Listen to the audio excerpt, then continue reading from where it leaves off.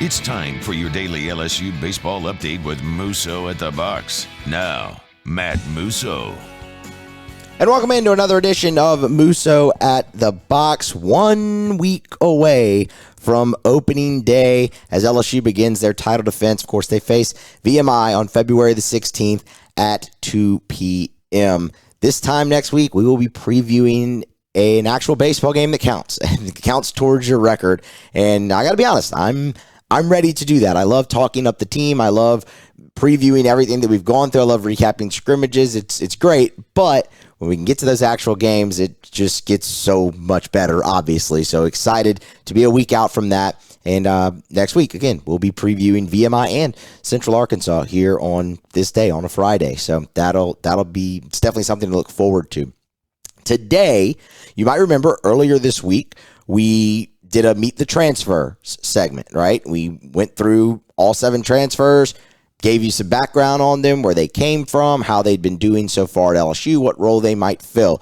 Today, we complete our look at new faces with Meet the Freshmen. That's what we will get into today on Musso at the Box. But first, you're here, subscribe to the YouTube channel, Musso at the Box. Go ahead, hit subscribe, hit the bell. That way you'll get notified each time a new video or a new show is posted. It's greatly appreciated. Helps the channel. Of course, like the video, share the video, do all that. Encourage others to subscribe. If you're listening on audio only, do me a favor. Even if that's the way you consume it as audio only, just go to the YouTube channel and hit subscribe. It helps the channel out immensely. Go to YouTube, type in Musso at the Box. It's right there. Just hit subscribe. Even if you consume it via audio only, I understand, but it helps the channel tremendously. So if you could just do me that solid, that would be great. And of course, speaking audio only, Apple, Spotify, Google, wherever you get your podcasts, we're there as well. And you can subscribe and like and share from there also. Follow me on Twitter at Musso Matthew.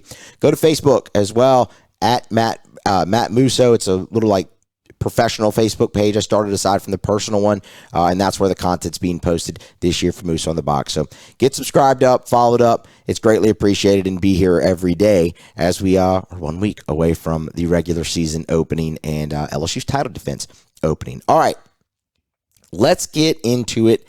Meet the freshmen. There's plenty of them. And I think we're all accustomed to freshmen coming in and making a big impact immediately at LSU. And there are a few that we will go through today that have the opportunity to do that. However, we kind of touched on this on an earlier show this week too, because you did have such a veteran team last year. And even though you had really good freshman talent like a Paxton Kling, like a Jared Jones, like Brady Neal, who were in that opening day lineup, not all of them stuck. I mean, at some point, all of them didn't. Neal gets hurt about halfway through the season. Paxton Kling kind of falls off a little bit when you get into SEC play. Jared Jones fell off a little bit when you got deeper into SEC play. But they got their feet wet. But now they're back looking to take that next step. And it's kind of like a second freshman year in a sense for all of them. So this opportunity may be limited for some of your other impact freshmen that are coming in, but we're going to go through them nonetheless.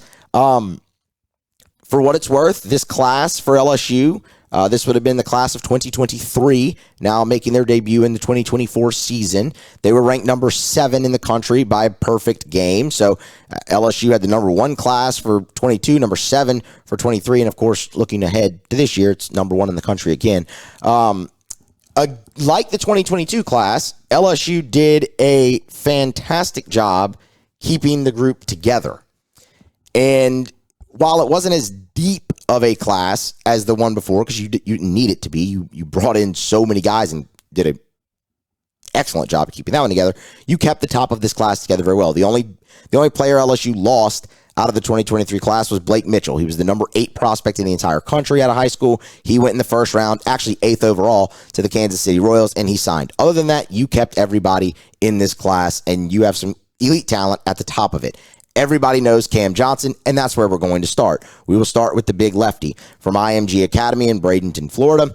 He was the number 11 prospect overall in the entire nation. He is the highest prospect to ever make it to campus for LSU. By now, I'm sure you've heard all of that. So background on Cam Johnson. And for what it's worth, the development is already taking place. I mean, out of high school, he was listed at 6'5", 240. LSU has him listed now at 6'5", 251. Has he put on a full 11 pounds? I don't know. They seem to sometimes those height and weights can be fudged a little bit, but he's definitely already added weight and continued to mature. It's 3 pitches already for Cam Johnson out of high school. A fastball that is the talk of the town, right? It can 96, 98. He'll bump 99, bump 100 every now and then, but he's also got the slider and the curveball. So probably not this year, but in his career at LSU, will profile as a starting pitcher at some point. Right now, could he start a midweek game for you? Sure. Could he be a back end of the bullpen piece for you? Sure. Cam Johnson's going to have a role on this team because he's just too talented not to.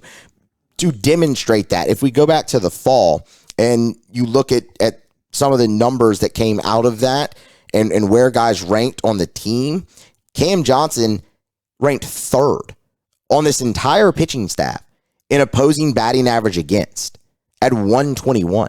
Through his first fall in college. That tells you how good the stuff really is. When you look at whip, he was 2nd on the team behind only Gage Jump, who we've talked plenty about here so far in the preseason as arguably having the best stuff overall on the entire staff. Cam Johnson, as a true freshman in his first fall, his first action ever in college, ranked 2nd only to him in whip, walks, hits, per innings pitched at 0.07. So the stuff already on display, and a guy who can potentially fill multiple different roles for you, a guy who's absolutely a freshman All-American candidate nationally, a freshman SEC player nationally, and depending on how his season goes, potentially a freshman of the year candidate, both definitely in the SEC and maybe nationally. It depends on the role that he ends up filling. I mean, it's going to be hard if all he is like a setup guy or a midweek starter to get there. But if he can carve out a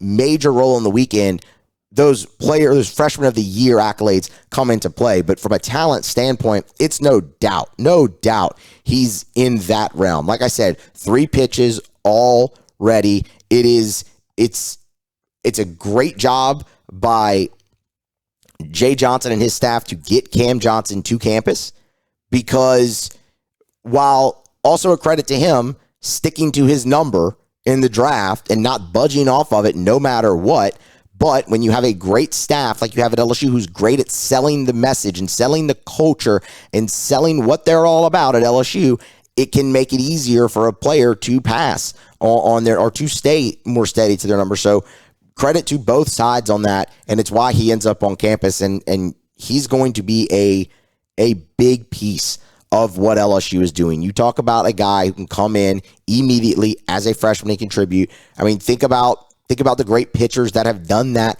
at LSU in a variety of different roles. I mean, we talked about Lane Mestape earlier in the week, comparing LSU to, because we were comparing this defending LSU champion team to other defending LSU champion teams, and Lane was a freshman on that 2001 team and led them in wins as a starter. Alex Lang went undefeated as a freshman. He was fantastic. Matty Ott emerges as the closer in 2009 as a freshman. That you've had plenty of arms come in and do that. Cam Johnson is set up to be the next guy in line. So he's been dominant in the scrimmages. The stuff is the stuff. I mean, the analytics on it's ridiculous. The spin rate is out of control. You can't say enough about him. He's the highest. I mean, he's the highest ranked player to ever make it to campus. So the expectation's obviously going to be very, very high. And I don't think that you'll be disappointed. And whether it's midweek starter, whether it's a back end of the bullpen role here early on, he will contribute in some way. And I will be floored if by the middle of the year, maybe even the start of SEC play, which I guess is kind of the middle of the year, he's not in some role on the weekend. It's right there. And so far through these scrimmages, the moment hasn't seemed too big for him. I mean, that's what's impressive, right? I get it. It's going to be a lot different next Friday when the lights are on bright and it's opening day and the game counts for real and whatnot. And there's, it's a 2:00 game. There won't be 10,000 people there, but it's 2:00 game and there's, 7,000 people, 8,000 people, whatever, are going to be able to make it out there. And every, all eyes are on you. at that point. But for him to come in on a team that's a defending champion in his first fall, his first taste of college baseball ever, and put up the numbers he has in the fall scrimmages and now the preseason scrimmages is damn impressive. So get excited about Cam Johnson. There are big things ahead for him this year as a freshman and also throughout his whole career at LSU. If we move forward, your next highest player that LSU got to campus is a position player. It's Ashton Larson, outfielder, although we'll get to that. He was the number 78 player in America. You got him to campus, was drafted in the 20th round by the Minnesota Twins, passed on it. Should also note with Cam Johnson, he was also drafted in the 20th round by the St. Louis Cardinals, passed on it, obviously. He's here. Out of Overland Park, Kansas, Ashton Larson was the number 1 ranked player in his state when you look at Kansas. He was the 13th ranked outfielder in the entire country, and as we said, the 78th overall ranked player, according to Perfect Game. Played varsity ball 3 years out of high school, sophomore through senior year. Was a career 356 hitter in high school. He hit about 400 as a senior, and that's when he finally found the fence as well. Knocked 3 balls out of the park as well. So the power is coming with a guy like Ashton Larson, but I mean, great frame. Talk about what they look like. 6'2", 194 as a freshman in college. That's what you want. Came here as an outfielder. LSU has him listed as an outfielder, but they've also played him at first base a good bit in these scrimmages, because it looks like Jake Brown, who we're going to get to, kind of has a stranglehold on that last starting outfield spot, which would be right field.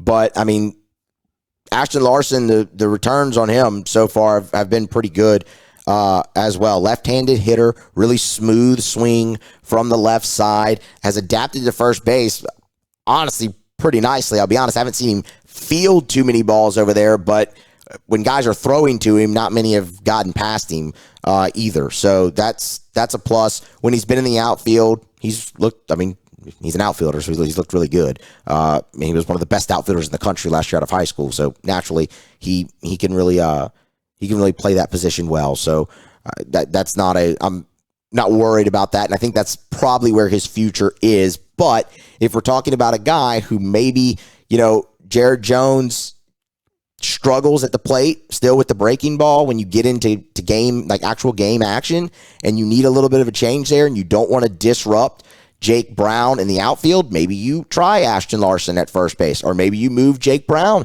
to first base and you could try Ashton Larson in the outfield. He's a guy that can definitely slot in. And there's others as well, but this is focusing on the freshman. So a guy that highly rated, who has this many tools, who's this talented, you would imagine would get a shot potentially to contribute early if the situation they're currently in changes and it's dictated.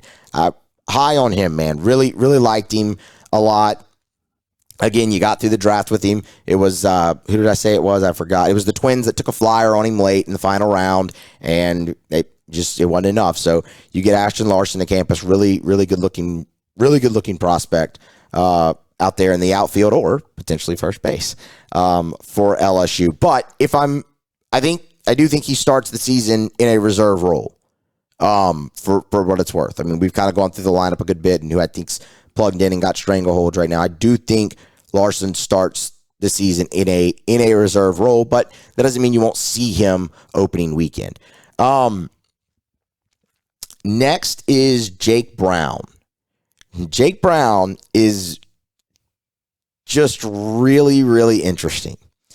So Jake Brown is out of Sulphur, here in Louisiana. He's number 1 player in the state of Louisiana. He was he's Mr. Baseball, player of the year in Louisiana in 2023. He was the number 18th left-handed pitcher in the entire nation by Perfect Game, a top 120 prospect in the country by Perfect Game. Two-way guy. Was taken in the 16th round by the Texas Rangers as a pitcher. Like, what? They drafted him as a pitcher. That's what he profiles at, honestly, at least out of high school, at the next level. That's where they were most infatuated with him. And I tell you all that because he hasn't pitched at all at LSU. They've stuck him in the outfield and at first base. They have been in love with the bat, and there's plenty to be in love with there. Left-handed pitcher, left-handed hitter, really, again, good swing. We talked about him a little bit on yesterday's show. Someone asked who he kind of reminds me of a little bit, and I said, he reminds me of a bigger Jake Fraley. Is just kind of what, when I looked at him in the box, I was like, kind of, reminiscent of Fraley. On the mound, which, again, he's not pitching at LSU right now, and it doesn't look like they have any plans for him to pitch at LSU right now, just by the way they've used him. But in his final year at high school, on the mound, a 10-2 record with a 1.71 ERA, 118 strikeouts and 73 2/3 innings. I mean, the arm's electric. Multiple pitches. It's a fastball in the low to mid 90s. It's really good stuff. But then you get to the bat. And he hit 336 his last year in high school with 7 home runs, which is a really good number for high school baseball. 26 RBI and 20 stolen bases. He is a major two-way threat. And maybe that's something that develops for him later on in his career. Right now, again, it looks like LSU is just going to have him start in right field. And I do believe he'll be out there. He had a home run in the most recent scrimmage for LSU. It was about a 400-foot home run. So there's plenty of pop in the bat, as evidenced, again, as we said, 7 home runs in high school, which is a really good number. Looks the part. As the number 1 player in the state and a top 120 guy in the country coming in out of high school, one that you were really, really happy to get to campus and one who's going to impact multiple. We kind of touched on it a little bit when we were talking about Ashton Larson. Brown can also play first base. So if you have some turnover there potentially, that's the interesting part about Jones. We'll get into that more. It could upset 2 spots, not just 1. But I think you mainly see freshmen slide in to those spots, even if it's a redshirt freshman, like a guy like Zeb Ruddle. So that's what I'm looking at for Brown. I think he starts day 1 for LSU in right field and goes from there. And I believe that they are expecting him to kind of be a plug and play guy, to just, all right, here, go to right field, get your glove. All right, 3 outs, come in, get your bat, go. You're off to the races, go. And so far, he's been able to do that fine through the fall and preseason. So, expect big things. I mean, that's a guy who you're gonna see a lot of over 3 years at LSU. And I'll be really interested to see if the two-way aspect develops with him, because he feels like he could be absolutely lethal in that spot. I hesitate to throw out Jack Caglione because, I mean, we know what he is, but it could be something to that effect. Where you could use him. You could use him similar in that role where, okay, maybe you start pitching one day and the rest of the days you DH or you play first base or whatever, you play out for whatever you want to do. And maybe the roster just doesn't dictate that this year, but you could potentially use him in it all. Not saying he's going to go hit 30 whatever home runs and throw 98 from the left side like Cags does. That's not what I'm getting at. He's a guy that I actually look at LSU and say, okay, he actually has the potential to succeed as the two-way guy, where he can excel at both in college. So Jake Brown won't be this year, but keep that in mind for further years, and I'm sure we'll bring it back up. But you're going to see a lot of him, as I expect him to be starting game 1 out in the outfield. Then there's Stephen Milam. Stephen Milam's really, really interesting. So he's your highest ranked infielder in the class, and you got him to campus. He was the number 32 ranked shortstop, if I'm not mistaken. Let me confirm that. Yes, number 32 ranked shortstop in the entire country by perfect game, and another top 120 player nationally by perfect game. Number 1 overall player in the state of New Mexico. We talked about this a little bit whenever he was coming out, and we were doing our draft coverage last summer. And he's been someone I've been so anxious to see. The expectation was always going to be through the roof for him because he was dubbed, coming out of high school, Mini Bregman. And it's easy to see why. He's a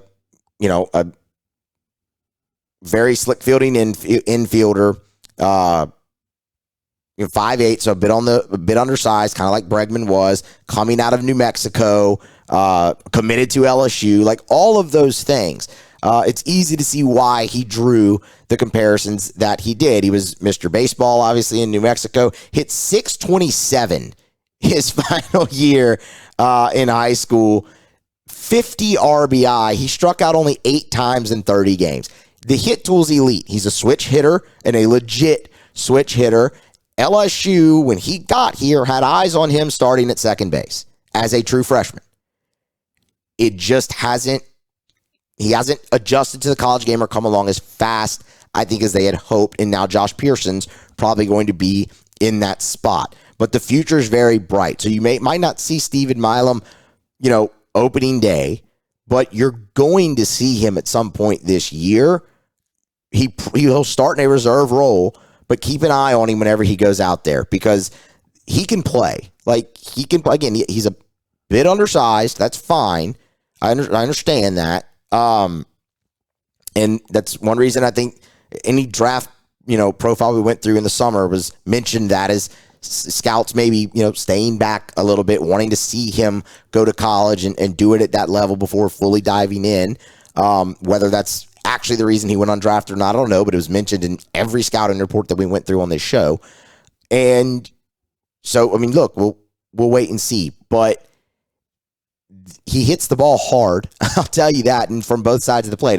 He's a legit switch hitter, and, he can play. The future's bright for him at LSU, and the staff is high on him.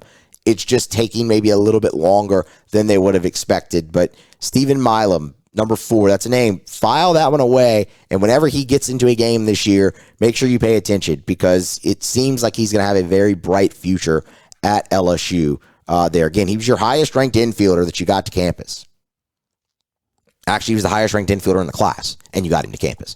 So, bright future there. We will see. I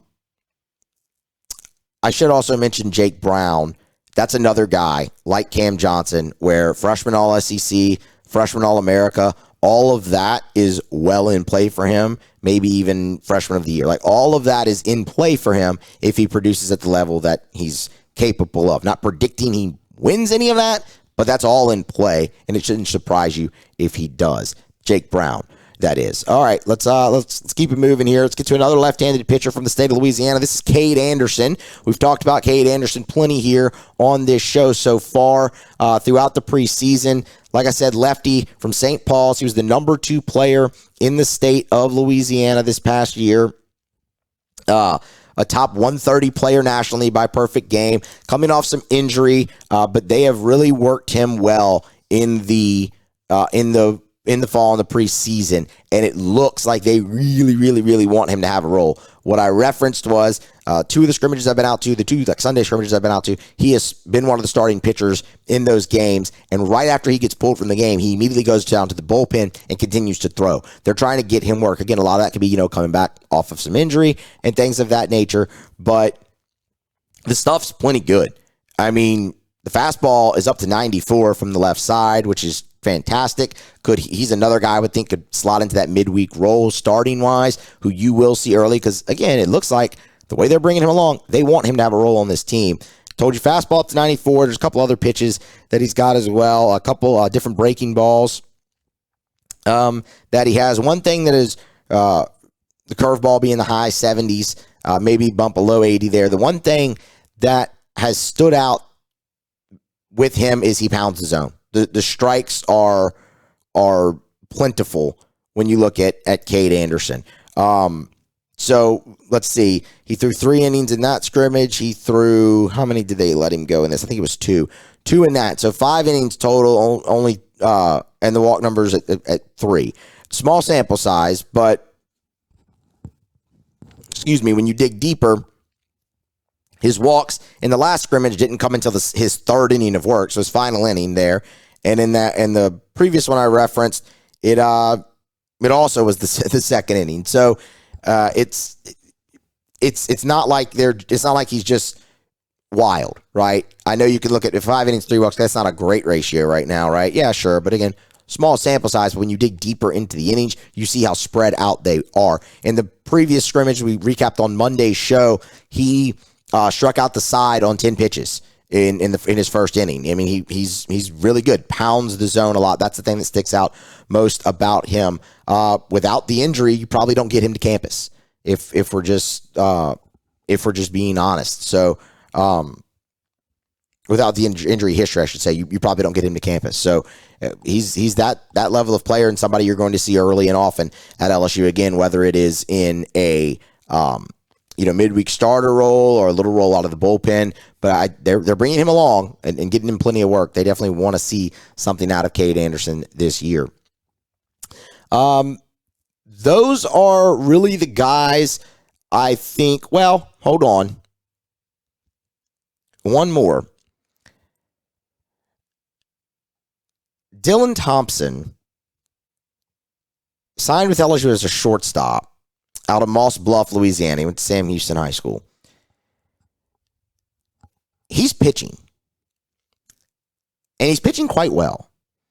The last three, or it might be the last, I think it's the last 3 weeks, when they've thrown him out there in the scrimmages, it's been shutout ball. I've seen him pitch in them in one of the scrimmages that I was at.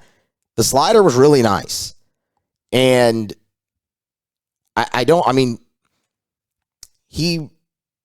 per perfect game, again, they had him listed as a shortstop. He was the lowest ranked player in LSU's class. And like I said, he ain't playing shortstop. They're pitching him right now. And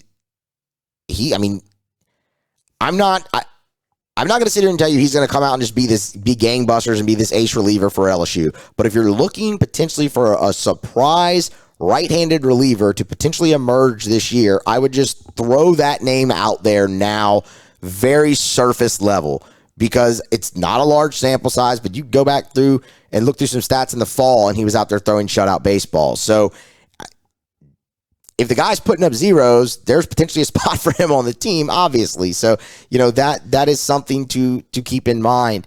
I would throw that out there. 6'2", 175. Like I said, they have him pitching, not playing short. So you can really throw out rankings all you want where he was. That doesn't matter to me because that was him ranked as a shortstop. He ain't playing shortstop right now. He's on the mound as a righty. So, and again, has looked pretty darn good. I did want to throw that name out there because I think you could see him sneak up. When you look at everybody else kind of in this class, we won't go as deep on them because I think all of them start their careers in reserve roles and reserve roles behind everybody that we went really deep into. Trenton Lape, came here as a third baseman. There's been injury there. He's listed as a pitcher now, but he is not, to my knowledge, he's still recovering, so he has not played, so you probably won't see much of him. But he's from Parkway up in Bossier here, so Louisiana guy. MJ Seau came to LSU as a shortstop. He was a two-way guy in high school out of Texas. Let's see. He was the 16th ranked player overall in Texas and the number two shortstop. LSU has him listed exclusively as a right-handed pitcher. Saw him in the fall a little bit. It was, fastball in the low to mid 90s. He's not a very big guy, but he can run it up there. But probably just, I would think, comes along maybe a little slower potentially than others that we've talked about from a pitching standpoint. Derek Mitchell out of Plano, Texas, outfielder, going to probably start in reserve role. What I've seen him kind of in the scrimmage is a lot of outfield and then not hitting. Like he'll go out there, play the field, come in and he won't hit, or they'll put him in as a pinch runner or things like that. So expect, more along the lines of that, probably a little bit of a reserve role. Austin Rolig, that's a guy they're really high on that they know can play ball. He's out of California. Rancho Cucamonga is where he's from, which is just incredibly fun to say, obviously. And they're really high on him. It probably won't be this year. Again, he'll probably start in a reserve role, but they view him as somebody who can play shortstop in the SEC here in the future at LSU. I know that for a fact. So that's a big piece there for LSU. Griffin Cooley, outfielder out of Louisiana. Again, that's going to be reserve role, probably pinch runner. That's mainly what I've seen him do. Kind of the same thing as Derek Mitchell, who we talked about earlier, has been, playing outfield, not really hitting, and then, pinch runner. I tell you all the time, when in that normally when they send the pitcher back out there for a second inning of work and they start a runner on first base, it's normally like Griffin Cooley or Derek Mitchell, who is that runner that they start on first base. So look for roles like that for those guys, maybe even potentially two red shirt candidates there.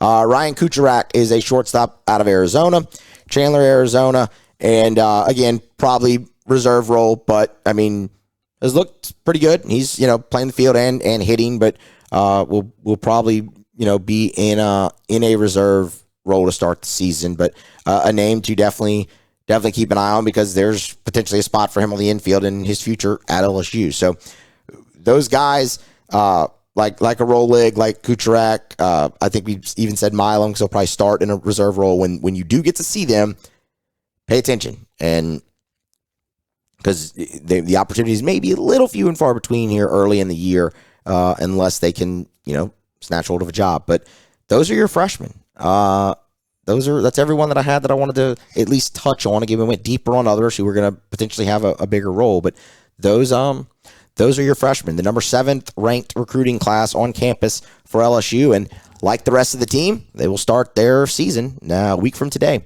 against VMI at the Box at 2 p.m. February the 16th. That's going to wrap it up for today and for the week. Thanks for tuning in all week. Follow me on Twitter at Musso Matthew. You can subscribe to the YouTube channel, subscribe up to the podcast in general, Apple, Spotify, Google, wherever you get your podcasts, and be back here on Monday. We start game week on Musso at the Box.